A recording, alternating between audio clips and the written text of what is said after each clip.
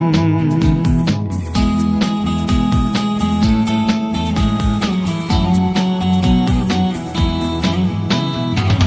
হাউসের সেই আড্ডাটা আজ আর নেই, আজ আর নেই।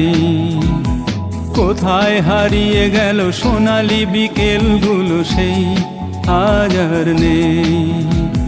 লা লা লা লা লা লা লা লা লা লা লা লা লা লা লা লা।